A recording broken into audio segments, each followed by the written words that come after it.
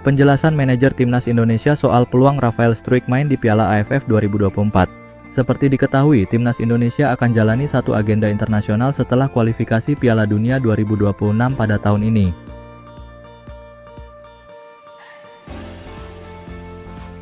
Ajang tersebut adalah Piala AFF 2024 yang akan dimulai pada 8 Desember 2024 mendatang. Di turnamen tersebut, Timnas Indonesia tergabung di grup B bersama Vietnam, Filipina, Myanmar, dan Laos. Untuk mengarungi Piala AFF 2024, pelatih Shin Tae-yong memanggil 33 pemain yang bakal jadi andalan Timnas Indonesia. Nantinya, para pemain tersebut bakal jalani pemusatan latihan di Bali pada 26 November hingga 5 Desember 2024.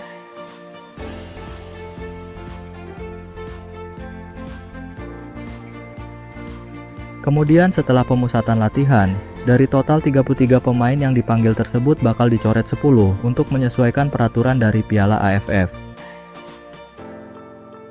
Menariknya dari total pemain yang dipanggil tersebut, terdapat beberapa pemain diaspora atau pemain di kompetisi luar negeri.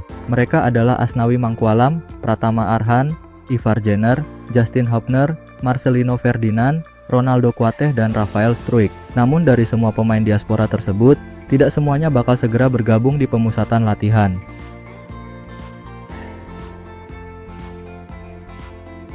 Menurut Sumarji, pihaknya saat ini sedang berusaha untuk mendapat izin dari klub agar para pemain diaspora bisa bergabung sebelum kick-off Piala AFF 2024. Namun menurutnya, ada beberapa pemain yang baru akan bergabung ketika babak semifinal berlangsung. Salah satunya adalah Rafael Struijk yang kemungkinan akan absen selama penyisihan grup lantaran kompetisi Liga Australia masih berlangsung.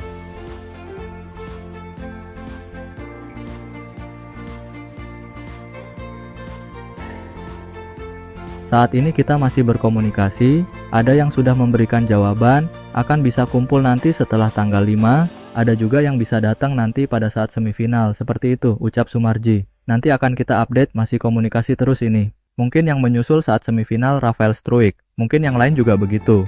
Nanti kami update lagi, lanjutnya.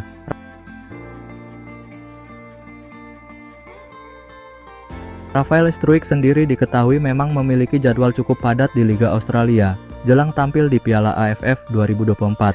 Tercatat, pemain berusia 21 tahun tersebut bakal bertemu Western Sydney Wanderers FC di Pekan 7 Liga Australia pada 14 Desember 2024 serta Perth Glory pada 21 Desember 2024.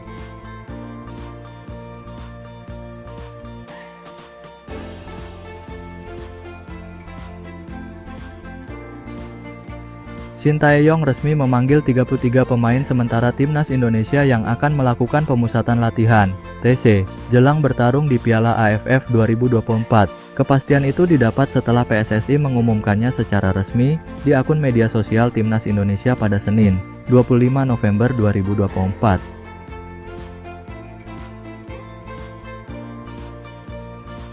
Dalam daftar pemain yang dipanggil oleh Shin Tae-yong, mayoritas masih berusia di bawah 22 tahun meski beberapa nama sudah masuk ke skuad Garuda Senior. Muhammad Ferrari, Arkan Fikri, dan Hoki Caraka merupakan beberapa nama yang pernah dan saat ini anggota skuad Timnas Indonesia Senior.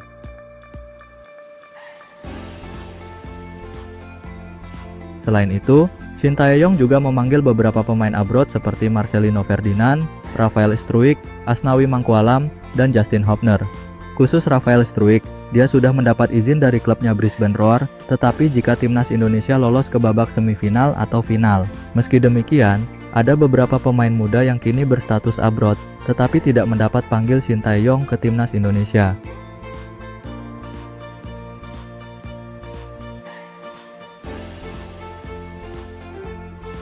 Brilliant Aldama. Brilliant Aldama saat ini memperkuat Young Elephants di Liga Laos atau Lau League 1 dengan catatan 1 gol dan 1 assist dari 7 penampilan. Gelandang berusia 22 tahun ini pernah menjadi bagian dari Timnas Indonesia U16, U19, dan U22 beberapa tahun lalu.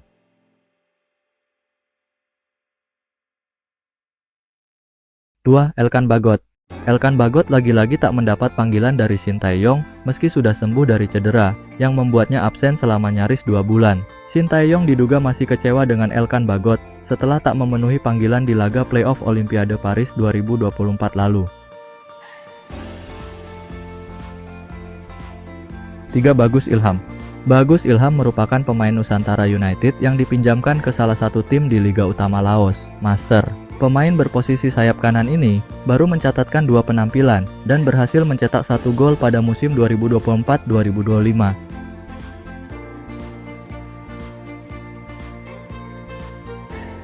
4. Cyrus Margono. Cyrus Margono merupakan salah satu penjaga gawang timnas Indonesia yang sempat memperkuat klub Liga Yunani, Panathinaikos B. Akan tetapi, sejak mendapat status warga negara Indonesia pada 21 Maret lalu, dia belum sekalipun mendapat panggilan termasuk untuk Piala AFF. Nasibnya pun kini tidak jelas. Berdasarkan laman Transfermarkt, Cyrus Margono saat ini tidak memiliki klub.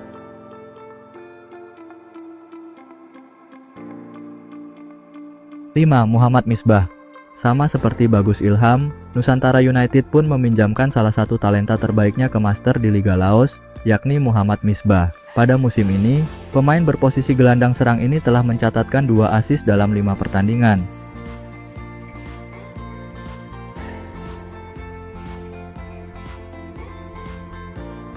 Selama menangani timnas Indonesia sejak 2020 lalu, Shin Tae-yong telah mencoba memanggil puluhan hingga ratusan pemain muda berbakat. Akan tetapi, sangat sedikit sekali pemain yang bisa masuk kriteria Shin Tae-yong untuk menjadi bagian dari timnas Indonesia.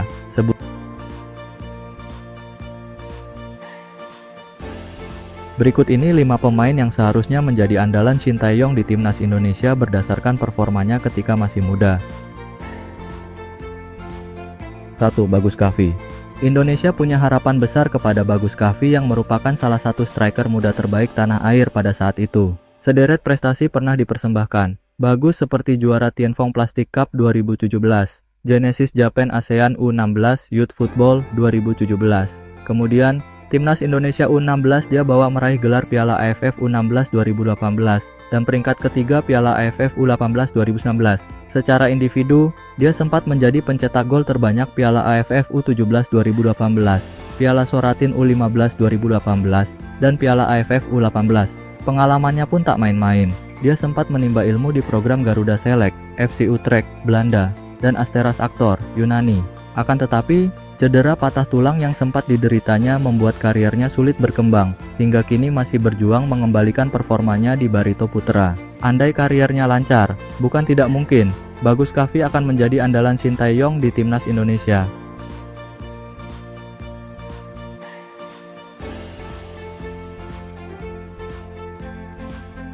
2. Evan Dimas. Harus diakui, Evan Dimas merupakan salah satu gelandang terbaik yang pernah dimiliki oleh Indonesia. Kemampuannya dalam melepaskan umpan dan instingnya mencetak gol membuat Evan Dimas disebut-sebut sebagai gelandang modern. Prestasinya pun tak main-main. Dia sempat membawa timnas Indonesia U19 juara Piala AFF 2013 dan media perak pada ajang SEA Games 2019, serta medali perunggu SEA Games 2017. Evan Dimas sebenarnya sempat beberapa kali dipanggil Shin Tae-yong ke timnas Indonesia saat awal-awal melatih. Namun, penampilannya yang menurun membuat Evan Dimas kehilangan tempat hingga kini tak pernah lagi dipanggil Shin Tae-yong ke skuad Garuda.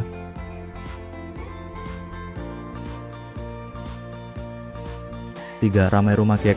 Awal kemunculan Ramai Rumakiek pada musim 2021-2022 bersama Persipura Jayapura membuat semua orang terkagum-kagum. Dia bahkan disandingkan dengan salah satu legenda timnas Indonesia dan ikon sepak bola Papua, Boaz Solosa. Tak heran jika Shin Tae-yong pun menaruh kepercayaan kepada pemain berusia 22 tahun tersebut. Total, dia telah bermain sebanyak 12 pertandingan untuk timnas Indonesia di bawah kendali Shin Tae-yong dengan mencetak 3 gol. Banyak orang berharap Ramai Rumakiek dapat menjadi winger andalan timnas Indonesia di masa depan.